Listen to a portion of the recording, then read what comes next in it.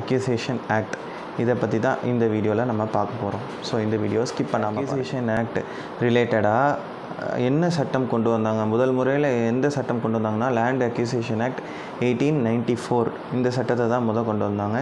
Later இதில் சின்ன சின்ன தவறுகள் இருந்ததுனால 2013 லேண்ட் அக்யூசேஷன் ஆக்ட் புதுசாக இன்னொரு ஆக்ட் கொண்டு வந்தாங்க. இந்த லேண்ட் அக்யூசேஷன் ஆக்ட் 1894 தான் ஆஃப்டர் இண்டிபெண்டன்ஸ்க்கு அப்புறமே ஃபாலோ பண்ணிகிட்டு இருந்தாங்க. அண்ட் 2013க்கு அப்புறமா தான் லேண்ட் அக்யூசேஷன் ஆக்ட் இதில் சின்ன சின்ன சேஞ்சஸ் பண்ணாங்க, சின்ன சின்ன அமெண்ட்மெண்ட்ஸ் பண்ணாங்க.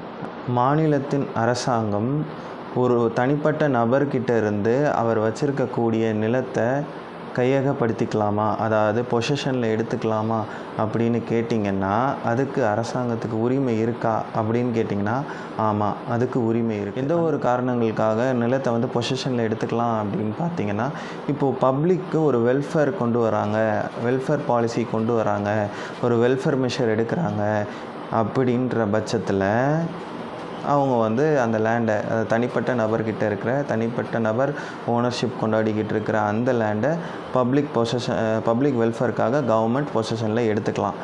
ஆனால் இதை பற்றி அந்த கன்சென்ட் இண்டிவிஜுவல்கிட்ட எந்த ஒரு நபர்கிட்ட இருந்து லேண்டை வாங்குகிறாங்களோ அந்த ஒரு நபருக்கு இதை பற்றி தெரிவிச்சிருக்கணும்.